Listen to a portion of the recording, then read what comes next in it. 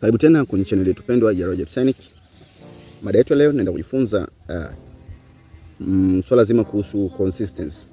Ona, umeshawahi kusikia consistency kwenye YouTube channel?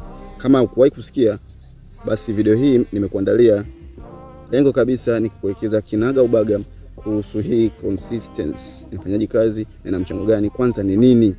Kama la kwanza kupitia channel yetu hii kutazama video hii, nikombe usubscribe, like, comment na kushare. Tukiendelea na mada yetu ya leo. Cha kwanza kabisa tunatakiwa tujue kabisa nini maana ya consistency. Najua mwanzo kusikia kuhusu consistency lakini hujui maana yake. Wale yote tuanze na maana yake. Maana rahisi au simple. Naweza kusema ni uwezo wa kufanya jambo mara kwa mara bila kukata tamaa, kwa mpangilio ule ule, kwa muda mrefu. Ona, anamaanisha nini? Kwenye YouTube channel yako, consistency ni wewe kuweza kupakia maudhui yako mara kwa mara, mpangilio ule ule. Mara kwa mara kivipi? Yaani kifano kama unaposti video 2 kwa siku au kwa wiki video 3, basi hakikisha unaposti vile vile kwa muda mrefu pasina kukata tamaa. Yaani ukiwa unaposti video unapata viewers chache, unapata nyingi, unapata kadhaa bila kukata tamaa, kwa muda mrefu, labda unafanya kwa mwaka mzima. Hiyo ndio inaitwa consistency. Ona, sasa watu wengi wanaikosa hii, mwisho wa siku wanaamua kuacha kufanya yote. Kwenye YouTube consistency inamaanisha nini? Kwenye YouTube ukisema consistency, inaweza kuwa na maana zifuatazo au inamaanisha vitu hivi hapa. Kuposti video mara kwa mara, ikiwa kila siku, labda kila wiki, au kwa ratiba yako uliyojipangia maalum. Umeona? Kushikilia niche. Ushikilia niche, ile niche yako unaoifanya kushikilia. Mfano kama wewe umeamua kufanya urembo, basi hakikisha unafanya hiyo urembo kwa mara kwa muda mrefu. Hiyo ndio maana consistency. Umeona? Mtindo wa content unaofanana. Zile content zako unazotengeneza jitahidi ziwe na mtindo wa kufanana. Kinachotakiwa kuongezeka ni ubunifu katika kuandaa maudhui yako. Unielewa? Lakini pia ubora unaendelea kuboreshwa, ndio nilichokisema hapo. Si lazima uposti kila siku, lakini lazima uwe wa kuaminika. Yaani wale audience wako, unajua kuna audience ule anakufuatilia, lakini leo upo, kesho unapotea miezi 6, miezi 3, hakuna kitu kama hicho. Umeshaanza kuchoka na wewe situation ndio unajitafuta. Inakuwa unashusha judgment yako. Lakini pia consistency ina mchango gani YouTube kwenye YouTube channel yako wewe? Consistency itakupa mchango gani wewe? Itakuwezesha vipi wewe kufikia malengo yako? Umeona? Consistency inajenga imani ya algorithm. Umeona? Kwa hiyo consistency inakuwezesha kujenga algorithm ya YouTube. YouTube ni mfumo wa computer, algorithm. So inapokuona unaposti mara kwa mara, inaweza kukupa chance wewe ya kupush video zako na kuonekana kwa watu wengi zaidi. Sawa sawa? Watu wanatazama video zako, ndio. Unapoposti, watu wanatazama video yako, audience wanarudi tena kuangalia. Umeona? Maana yake ndio kitu kama hicho. Umenielewa? Tuendelee. Algorithm inaanza, ndio, kupendekeza video baada ya wewe kuimarisha consistency. Yaani consistency yako ndio itapelekea algorithm kupendekeza video zako. Algorithm ni somo jingine, tutakuja kuelezea tu. Kupendekeza video zako. Umeona? Yaani kwenye recommendation, watu wakiwa na scroll, video zako zinapewa nafasi ya kwenda. Why? Uliimarisha consistency ya kupakia video zako kila siku na kwa ubora unaoendelea. Umeona? Uzisukuma kwa watu wapya. Tumesema video zako zinapendekezwa kwa watu, na sio kupendekezwa, zinasukumwa kwa watu wapya. Wale wapya wakisukuma, mwisho wa siku wewe unapata viewers wapya, engagement inaongezeka, lakini pia malengo yako ya kiasi fulani kinatimia. Umeona? Lakini pia algorithm kukuonyesha kwamba suggestion na browser, kukuonyesha kwenye suggestion na browser. Let's say mtu anaingia kwenye browser, labda Chrome au Google, anakusearch tu hivi au ana search kitu kingine kabisa, ila wewe kinaelekea na kile unachopost. Kutokana na wewe consistency yako itawezesha kuipa nafasi video yako ili iweze kuonekana. Lakini kwenye suggestion, huenda mtu atajui na wala afanye chochote kuhusu atizami chochote kuhusu content yako, lakini vile anavyo scroll video yako inapewa nafasi. Why? Kwa sababu wewe umeonyesha consistency ya hali ya juu. ukikosekana wiki 2 au 3 bila sababu, umeona? Yani wewe kwenye YouTube channel yako ukikosekana wiki 2 hadi 3 bila sababu ya msingi, algorithm inakusahau. Sasa si jambo zuri algorithm ikikusahau, zile target zako zinaweza zikafa. Unaanza upya karibu na sifuri.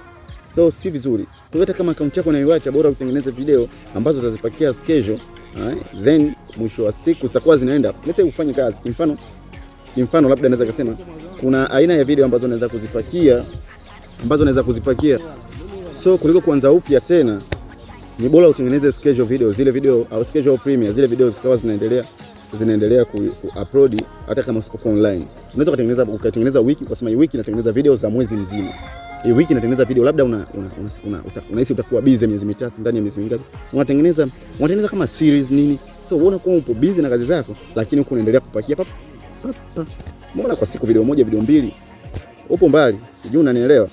Lakini kitu cha pili, consistency inajenga imani kwa watazamaji. Watazamaji wako wanajenga imani kutokana na wewe juhudi zako unapopost.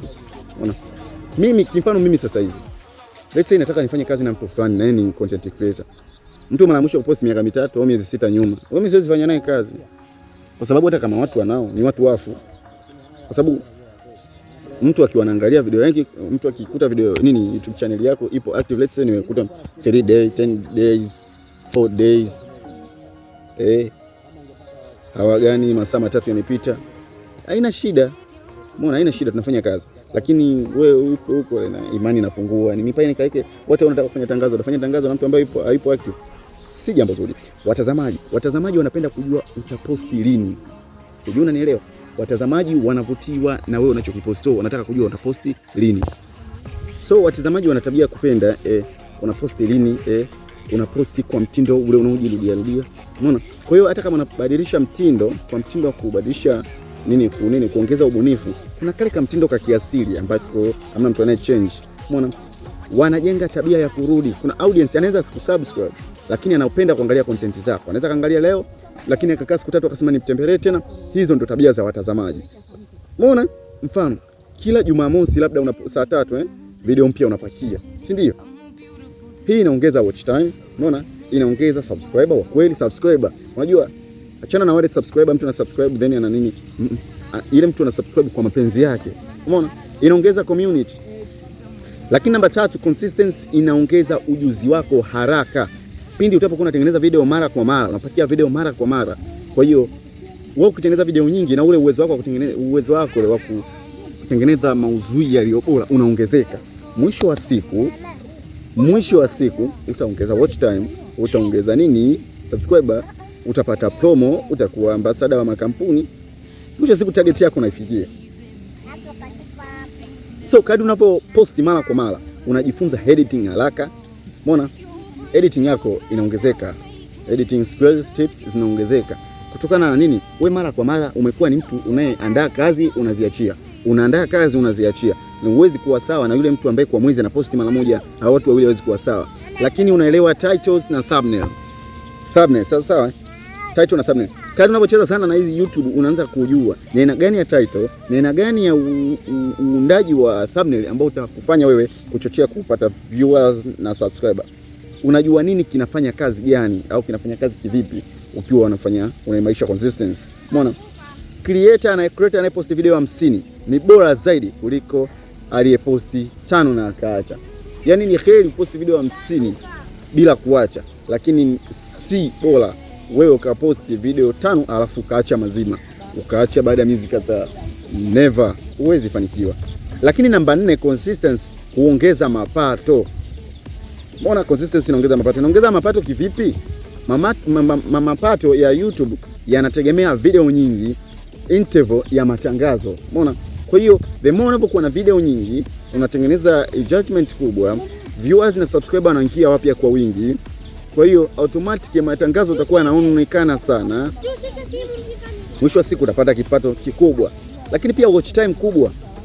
Watch time inaonekana kubwa kwa sababu unaposti video chache, unaposti video fupi. That's why viewers unakuja kuwapata, lakini mwisho wa siku watch time inakuwa ndogo. Ile target inakuwa unashindwa kuifikia. Umeelewa? Audience inayoendelea. Unajua kuna tofauti ya kupata viewers wengi na kupata viewers wanaoendelea. Bora upate viewers mmoja lakini awe ni aina ya viewers anaoendelea, kuliko ukapata 50,000 alafu kaenda YouTube ikaslip ikalala. Hapo utakuwa hujafanya kitu. Umeona?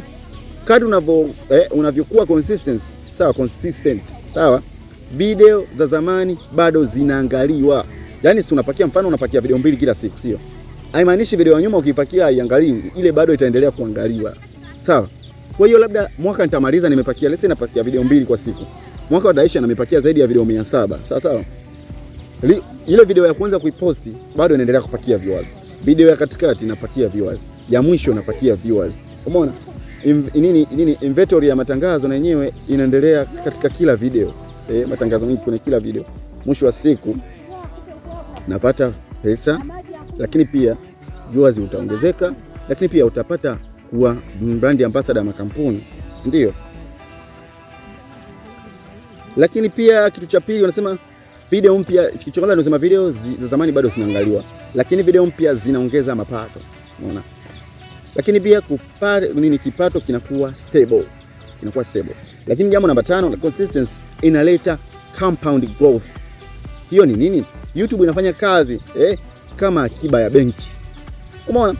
Video ya leo inaweza inalipa leo, inalipa kesho, inalipa na kesho kutwa, inalipa na mwakani. So, naweza kapakia video ikaendelea kunilipa miaka 10 ijayo. Sijui unanielewa? Lakini video ya mwaka uliopita bado inalipa. Hiyo iko wazi, nimeongea sasa hivi. Lakini hii hutokea tu kama hujaacha njiani kuimarisha consistency. So kama utaanza, hakikisha unaisimamia, hata kama utatumia kiwango kidogo cha MB, so balance ili uweze kupata watazamaji na ni kipato kikubwa cha kutosha. Consistency kila siku. Hili ni kosa kubwa watu wengi hufanya. Consistency kila siku. Consistency inaweza kuwa video 1 kwa wiki, video 2 kwa wiki au shorts kila siku. Umeona? Muhimu ratiba inayo vizuri.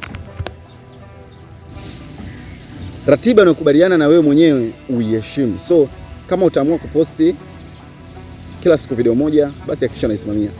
Kila siku video kadhaa, lazima hakikisha unaisimamia. Hiyo itakuwa jambo zuri. Sio, umenielewa? Mfano ratiba rahisi. Kwa anaanza Jumatatu unaweza kuachia shorts 1, Jumatano shorts 1, Jumamosi long video 1. Hii tayari ni consistency. Sawa. Funzo kubwa hapa ambalo unalipata ni lipi? Vipaji bila consistency hakuna mafanikio. Kama unaweza kuwa na kipaji kizuri cha kuongea mbele ya kamera, lakini hauna consistency, pia ni namna unachokifanya.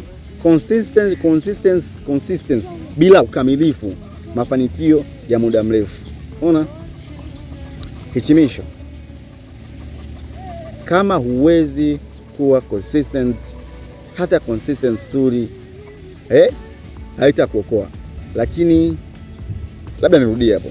Inasoma hapo. So kama huwezi kuwa na consistency, hata content iwe nzuri vipi, lakini ukiwa na consistency content iwe nzuri haitakuokoa. Lakini ukiwa na consistency, hata ukiwa haijakamilika, YouTube itakutambua. Umeona? YouTube itakutambua. Kama umependa video hii, ni kuombe usubscribe, kulike, comment na kushare. Natumai kuna kitu umejifunza kuhusu YouTube. So nikutakie siku njema.